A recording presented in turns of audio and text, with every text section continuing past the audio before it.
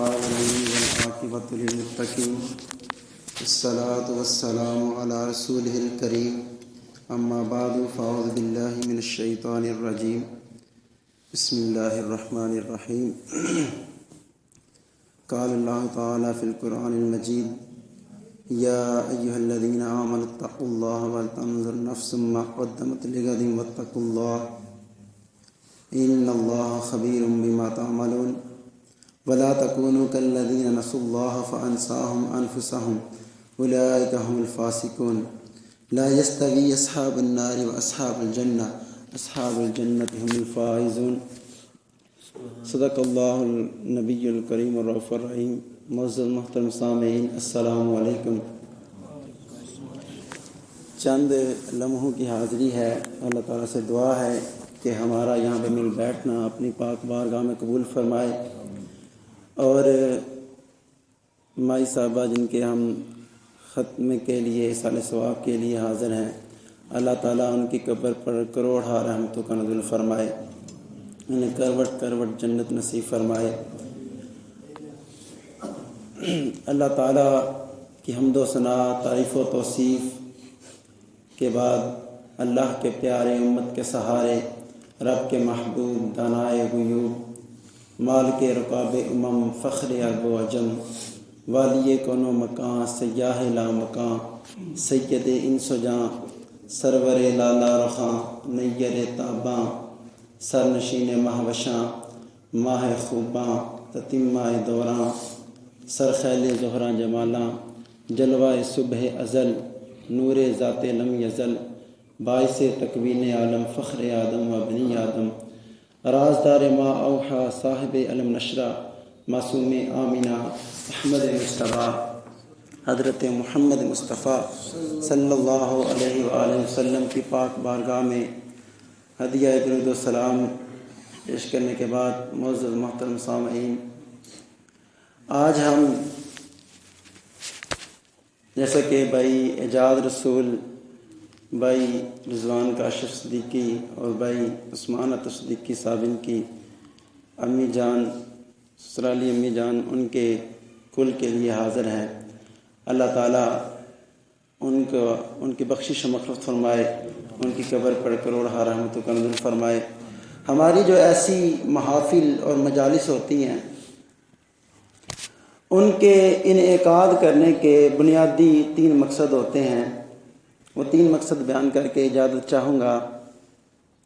ہم اصال ثواب کی جو محفل کرتے ہیں، کل شریف ہوتا ہے، 10واں ہوتا ہے، 40واں ہوتا ہے، سالانہ ختم پاک ہوتا ہے۔ اس کے بنیادی 3 مقصد ہوتے ہیں۔ سب سے پہلا مقصد ہوتا ہے کہ جو میت ہوتی ہے، میتہ ہوتی ہے، اس کے لیے دعائے مغفرت کی جائے، اس کے لیے اللہ تعالیٰ سے بخشش کی دعا کی جائے۔ حدیث پاک میں آتا ہے ان ربکم حیی کریم یستحیی من عبدہ اذا رفع یدیہ ان یردہما صفرا، کہ اللہ تبارک و تعالیٰ بڑا ہی کریم ہے، بڑا ہی رؤوف الرحیم ہے۔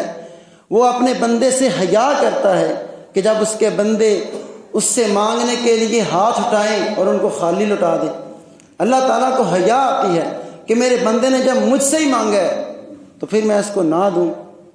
مسجد نبوی کے کونے میں ایک شخص دعا مانگ رہا تھا اور کیا کہہ رہا تھا؟ اللہم انی اسألک بانک انت اللہ، اے اللہ میں تجھ سے اس لیے مانگ رہا ہوں کہ تو میرا اللہ جو ہے۔ یار اس کا انداز دیکھیں کتنا پیارا انداز ہے۔ وہ کہہ رہا ہے کہ یا اللہ تجھ سے نہیں مانگوں گا تو پھر کس سے مانگوں گا؟ تیرے در پہ نہیں آؤں گا تو پھر کس کے در پہ جاؤں گا؟ تو کہہ رہا ہے انی اسألک بانک انت اللہ، میں تجھ سے اس لیے مانگ رہا ہوں کہ تو میرا اللہ جو ہے۔ حضور علیہ السلام نے ایک صحابی کو بھیجا اور کہا کہ وہ جو کونے میں بیٹھا ہے نا، اسے بتا دو کہ تیری دعا قبول ہو گئی ہے، تیری دعا جو ہے وہ قبول ہو گئی ہے۔ مرنے کے بعد بھی والدین کے لیے اولاد کے ذمہ حق ہوتے ہیں۔ 4 حقوق علماء نے بیان کیے ہیں کہ سب سے پہلا حق ہے نماز جنازہ ادا کرنا، دوسرا حق ان کے لیے استغفار کرنا، تیسرا حق انجاز الوعد، جو انہوں نے وعدے کیے ہیں وہ پورے کرنا، اور چوتھا حق وہ جو والدین کے لیے اولاد کے ذمہ ہے وہ یہ ہے کہ اگر باپ ہے تو اس کے دوستوں کے ساتھ، ماں ہے تو اس کی سہیلیوں کے ساتھ، اور ان دونوں کے بھائی بہنوں کے ساتھ اچھا سلوک کرنا، حسن اخلاق سے پیش آنا۔ نماز جنازہ کی بات کی جائے تو اس میں تجہیز و تکفین بھی آتی ہے۔ اب نماز جنازہ سب سے علماء یہاں پہ بیٹھے ہوئے ہیں، سب سے اول جو حق ہے، جو پہلا حق ہے نماز جنازہ پڑھانے کا، وہ ولی اقرب کا ہے، بھائی کا، بیٹے کا، باپ کا، بھتیجے کا، بانجے کا۔ ان کا سب سے پہلا حق ہے کہ وہ نماز جنازہ ادا کرے۔ اگر وہ نہیں تو جو پیش امام ہے وہ ادا کرے، پھر جو شہر کا امام ہے وہ ادا کرے، وہ پڑھائے۔ اب بعض لوگ انہیں نماز جنازہ یاد نہیں ہوتا، تو وہ جب لوگوں کے جنازوں میں جاتے ہیں تو ایسے ہی دکھلاوے کے لیے کھڑے ہو جاتے ہیں، لیکن جب ان کے اپنے ماں باپ کی باری آتی ہے تو ان کو راتوں رات وہ نماز جنازہ کی دعا یاد تو نہیں ہوتی، لیکن وہ ایسے ہی پھر جو انہوں نے دھوکہ باقی لوگوں سے کیا ہوا ہے آج وہ اپنے ماں اور باپ کے ساتھ کر رہے ہیں۔ تو کتنی بدبختی ہے کہ اسے تو چاہیے تھا کہ یہ خود کھڑا ہوتا آگے اور اپنے رشتہ دار کا جنازہ پڑھاتا، لیکن اسے خود نہیں آ رہا۔ پہلا حق تو یہ ہے کہ ولی اقرب خود پڑھائے، اور اگر وہ نہیں تو پھر پیش امام پڑھائے۔ اور پھر وہ کتنے خوشبخت والدین ہوں گے، کتنے خوشبخت رشتہ دار ہوں گے جن کے رشتہ دار حافظ قرآن ہوتے ہیں، عالم قرآن ہوتے ہیں، قاری قرآن ہوتے ہیں، جو خود اپنے ماں باپ کا، اپنے بہن بھائی کا جنازہ ادا کرتے ہیں، جنازہ پڑھاتے ہیں۔ تو سب سے پہلا حق ہے نماز جنازہ ادا کرنا۔ دوسرا حق ہے استغفار کرنا۔ والدین کے لیے اگر حضور علیہ السلام نے ارشاد فرمایا اگر کوئی اپنے رزق میں کشادگی چاہتا ہے تو اسے چاہیے کہ وہ ماں باپ کے لیے دعائیں مغفرت کرے۔ وہ انتقال کر گئے ہوں تب بھی، وہ زندہ ہوں تب بھی، تو وہ ان کے لیے دعا کرے گا تو اللہ تعالیٰ اس کے رزق میں کشادگی کر دے گا، اس کے رزق جو ہے اس میں اضافہ ہو جائے گا۔ اب اگر بیٹا باقاعدہ سے ہاتھ اٹھا کے نہ بھی دعا مانگے، یارو جب نماز پڑھے گا تو اس میں تو کہے گا نا کہ اللہ مجھے بخش دے، رب اغفر لی ولوالدی، اور میرے والدین کو بخش دے۔ تو ہمیں چاہیے کہ ہم نماز پنج گانہ کا اہتمام کریں تاکہ ہمارے رزق میں کشادگی ہو۔ حضور علیہ السلام نے ارشاد فرمایا جب کوئی شخص جمعۃ المبارک کے دن قبر پہ جا کے اپنی ماں یا باپ جو بھی انتقال کر چکے ہیں ان کی قبر پہ سورہ یاسین پڑھے، جا کے کیا پڑھے؟ سورہ یاسین پڑھے جمعۃ المبارک کے دن، تو اللہ تبارک و تعالیٰ اس سورہ یاسین پڑھنے والے کی اور جس کے لیے وہ پڑھ رہے ہیں ان دونوں کی بخشش فرما دیتا ہے۔ تو ماں باپ کے لیے جو اولاد کے ذمہ حق ہے وہ یہ بھی ہے کہ استغفار کرے۔ تیسرا حق ہے ان کے جو وعدے ہیں، جو وصیتیں انہوں نے کی ہیں یا جو ان کے قرض ہیں وہ ادا کرے۔ اور چوتھا حق یہ ہے کہ وہ ان کے بہن بھائیوں کے لیے، ان کے دوست احباب کے ساتھ اچھا سلوک کریں۔ تو سب سے پہلا مقصد ہوتا ہے دعا کرنا۔ ہم میت کے لیے دعا کرنے کے لیے آتے ہیں۔ دوسرا جو اہم مقصد وہ یہ ہے جو پسماندگان ہیں ان کے ساتھ ان کے لیے اظہار تعزیت کرنا، ان کی ڈھارس بندانا، ان کے ساتھ اظہار تعزیت کرنا۔ حضرت ماعز ابن مالک اسلمی رضی اللہ تعالی عنہ یہ صحابی رسول ہیں، صحیح مسلم کی حدیث مبارکہ ہے، کتاب الحدود میں موجود ہے کہ وہ کہتے ہیں کہ یا رسول اللہ طہرنی، حضور کے بارگاہ میں آتے ہیں، عرض کرتے ہیں طہرنی، حضور مجھے پاک کر دیجئے۔ حضور نے فرمایا جاؤ اگر گناہ ہو گیا تو معافی مانگو، بخشش مانگو، اللہ تعالیٰ معاف فرمانے والا ہے، اللہ تعالیٰ معاف فرما دے گا۔ وہ جاتے ہیں استغفار کرتے ہیں لیکن دل کو سکون نہیں آتا، پھر آ جاتے ہیں، عرض کرتے ہیں یا رسول اللہ طہرنی، حضور فرماتے ہیں فیما اطہرک، اے ماعز کس سے میں تجھے پاک کروں، کون سا گناہ سرزد ہو گیا ہے؟ تو اس نے عرض کی یا رسول اللہ میں زنا کر بیٹھا ہوں اور ہوں میں شادی شدہ۔ اب شادی شدہ زانی کی جو حد ہے اسلام میں وہ یہ ہے کہ اس کو سنسار کیا جائے، اس کو پتھر مار مار کر اس کو قتل کر دیا جائے۔ اب جو بندہ خود اپنے آپ کو حد کے لیے پیش کرے وہ ہو تو کوئی بڑا جذبہ رکھنے والا ہوگا، وہ اتنی توبہ کا وہ جو ہے مستحق ہوگا۔ اب وہ آئے ہیں اور کہا یا رسول اللہ طہرنی، مجھے پاک کر دیجیے۔ حضور نے فرمایا چیک کرو، اس نے جو ہے اس کے منہ کو چیک کرو، کہیں اس کے منہ کو شراب تو نہیں لگی، کہیں اس کا توازن عقلی تو خراب نہیں ہوا۔ صحابہ نے چیک کیا اور کہا یا رسول اللہ اس کا توازن عقلی بھی ٹھیک ہے، اس نے کوئی ایسی چیز بھی نہیں کھائی ہوئی۔ تو حضور نے اتنی دیر میں ماعز ابن مالک اسلمی رضی اللہ تعالیٰ عنہ نے 4 دفعہ جو ہے وہ اپنے گناہ کا اقرار کر لیا۔ اب کوئی ایسا گناہ ہو جائے تو اس کے لیے 4 مرتبہ اس کا خود کا اقرار کافی ہے یا 4 گواہ ہونے چاہیے۔ اب حضور علیہ السلام نے صحابہ سے کہا کہ اس کو سنگسار کر دو۔ صحابہ کرام رضوان اللہ اجمعین نے گڑھا کھودا، ان میں معاذ بن مالک السلمی کو کھڑا کیا، پتھر مارنے لگے، ادھر اس کو پتھر لگ رہے ہیں، لیکن کریم نبی رؤوف الرحیم نبی مسجد نبی میں کبھی ادھر جاتے ہیں کبھی ادھر جاتے ہیں۔ امتی کی درد ہے نا، حضور نے فرمایا کہ امتی تیرے پاؤں میں کانٹا بھی چبھ جائے اس کی درد مجھے ہوتی ہے۔ وہ نبی اتنا کریم نبی، تو وہ کبھی ادھر جاتے ہیں کبھی ادھر جاتے ہیں۔ تو ایک صحابی آ کے عرض کرتے ہیں یا رسول اللہ، ہم جب ان کو پتھر مار رہے تھے تو وہ بھاگنے کی کوشش کرنے لگے، لیکن ہم نے ان کو دوبارہ اس گڑھے میں دھکیل دیا اور پتھر مارے، وہ قتل ہو گئے ہیں، وہ فوت ہو گیا۔ تو حضور نے فرمایا اے صحابہ اگر وہ جانا چاہتا تھا تو اسے جانے دیتے، اسے بھاگ جانے دیتے، اتنا کریم نبی۔ اب حضرت معاذ بن مالک السلمی قتل ہو گئے ہیں، فوت ہو گئے ہیں، شہید ہو گئے ہیں۔ تو اب حضور علیہ السلام خود گئے، خود جا کے جنازہ پڑھایا، اور جس کا جنازہ حضور پڑھائے اس کی بخشش کا کوئی رہ گیا ہوگا کہ اس کی بخشش کا کوئی کونا کوئی خدرہ رہ گیا ہوگا؟ ایک دو بندے آپس میں بات کر رہے تھے، ایک نے کہا دیکھو بھائی اس نے گناہ کر لیا، اس نے تو زنا کر لیا۔ تو حضور نے فرمایا خبردار، اگر اس نے زنا کیا تھا تو میں نے اس کو ہاتھ نہیں لگوائی، اس کو پتھر نہیں لگوائے، میرے مائز نے وہ توبہ کی ہے کہ اگر پوری روئے زمین میں تقسیم کر دی جائے تو سارے بخش دیے جائیں، ایسی توبہ کی ہے۔ اب حضور علیہ السلام پھر خود ان کے گھر جاتے ہیں، وہم جلوس، اور صحابہ کرام پہلے بیٹھے ہوئے ہیں وہاں پہ، حدیث مبارکہ کے لفظ ہیں وہم جلوس، اور وہ بیٹھے ہوئے ہیں۔ اب مجھے بتاؤ، جس شخص کے لیے حضور خود جنازہ پڑھائیں، خود دعا کریں، جنازہ بھی دعا ہے، اور حضور دعا کریں خود حضور علیہ السلام، اور پھر حضور فرمائیں کہ ایسا شخص جو ہے اس کی توبہ تو اتنی جو ہے وہ پاک اور ستھری توبہ ہے، پوری روئے زمین میں تقسیم کر دی جائے تو سارے معاف ہو جائیں۔ پھر بھی حضور علیہ السلام ان کے گھر گئے اور کہا استغفروا لماعز، اپنے بھائی ماعز کے لیے دعائیں مغفرت کرو، دعائیں مغفرت۔ اور ہم بھی یہی کرتے ہیں، راوی کو شک ہے کہ دوسرے دن مرنے کے یا تیسرے دن کے، لیکن ہمیں فائدہ مل گیا۔ حضور علیہ السلام حضرت معاذ بن مالک السلمی کے گھر گئے اور صحابہ بیٹھے ہوئے ہیں اور کہا استغفروا لماعز، صحابہ ماعز کے لیے دعائیں مغفرت کرو۔ یارو جو پہلے ہی مغفور تھا، جو پہلے ہی بخشش پا چکا تھا، اس کے لیے دعائیں کرنے کی ضرورت کیا تھی؟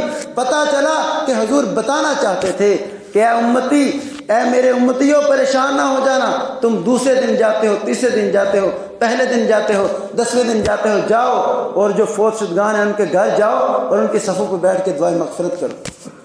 اب کوئی شخص اگر کہے کہ میں جو ہے وہ دعائیں مغفرت نہیں کروں گا، تو سورۃ الفرقان 70 نمبر آیت میں اللہ تعالیٰ کے نبی نے فرمایا، حضور نے فرمایا، رب فرماتا ہے کل یعبؤ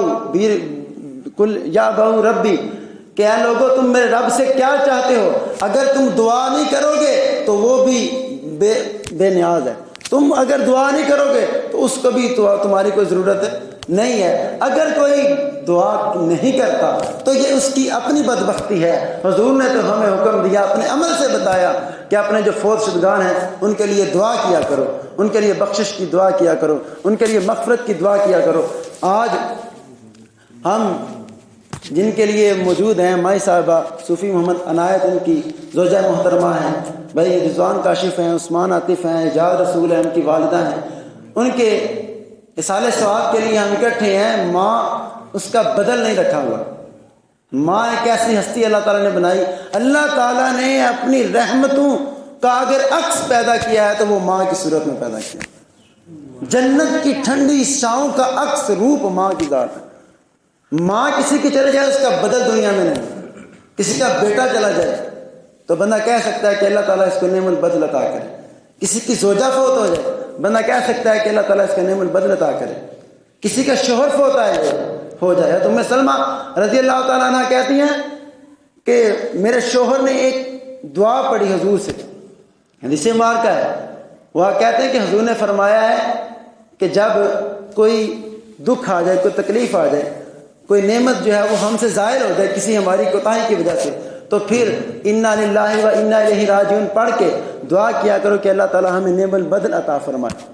تو کہتے ہیں جب میرے شوہر حضرت ابو سلمہ انتقال کر گئے تو میں نے وہ دعا اس لیے پڑھ لی کہ حدیث رسول ہے، حدیث رسول ہے، حضور نے فرمایا ہے۔ تو کہتے ہیں میں اپنے مقدر پہ قربان، میں اپنی جو ہے وہ قسمت میں نازا کہ مجھے جو بعد میں شوہر ملے وہ حضور علیہ السلام کی ذات میں، تو اتنا بڑا نعم البدل ملا۔ تو کسی کا شوہر فوت ہو جائے اس کو نعم البدل مل سکتا ہے، لیکن کسی کی ماں فوت ہو جائے، کسی کا باپ چلا جائے تو اس کو نعم البدل نہیں مل سکتا۔ وہ ایک شاعر گزرا ہے تابش، اس نے کہا مدت ہوئی میری ماں نہیں سوئی تابش، میں نے ایک بار کہا تھا کہ مجھے ڈر لگتا ہے۔ کہتا ہے میں نے بچپن میں ایک بار کہا تھا کہ ماں مجھے ڈر لگتا ہے، آج تک میری ماں نہیں سوئی، کہیں میرے بچے کو ڈر نہ لگ جائے۔ ماں بوڑھی ہو گئی ہے، میں جوان کڑیل ہو گیا ہوں، لیکن پھر بھی میری ماں نہیں سوئی۔ حضرت علامہ اقبال رحمۃ اللہ علیہ دیار غیر میں تھے تو ان کی والدہ انتقال کر گئی، تو انہوں نے ایک لمبی نظم لکھی، اس میں وہ کہتے ہیں کہ اب کس کو میرے خطوں کا انتظار ہوگا، اب کون میرے خط نہ آنے پر بے قرار ہوگا، اب کون جو ہے جس کی دعائیں نیم شب میں یاد آؤں گا۔ قاری صاحب کو بھی کہنا پڑتا ہے، بھائیوں کو دوستوں کو کہنا پڑتا ہے، استاد گرامی کو بھی کہنا پڑتا ہے کہ دعاؤں میں یاد رکھیے گا، پیر صاحب کو بھی کہنا پڑتا ہے، لیکن ماں کو کہنا نہیں پڑتا۔ ماں کے ہاتھ خود بخود اٹھ جاتے ہیں، تو وہ کہتے ہیں کس کی دعاؤں میں اب میں یاد آؤں گا۔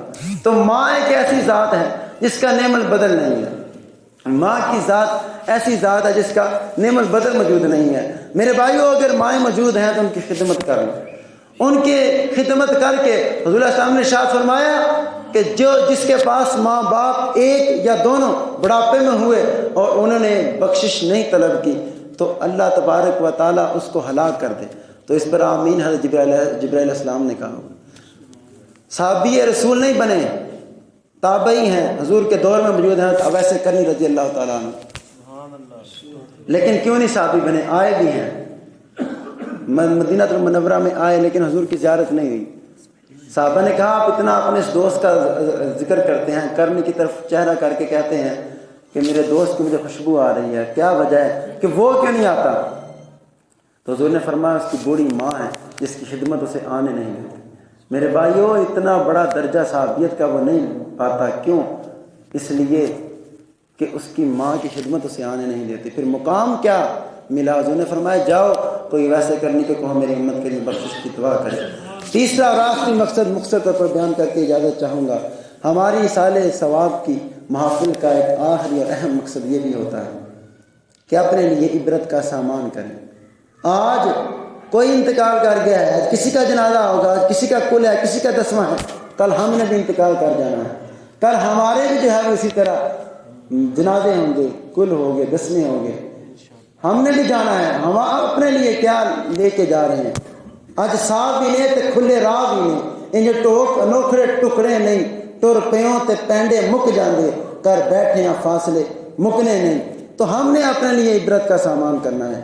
اللہ تعالیٰ سے دعا ہے کہ اللہ تبارک و تعالیٰ ماں صحابہ کی بخشش و مغفرت فرمائے، بس مامگان کو صبر جمیل عطا فرمائے اور ہمیں عبرت حاصل کرنے کی توفیق عطا فرمائے۔ وآخر دعوانا الحمدللہ۔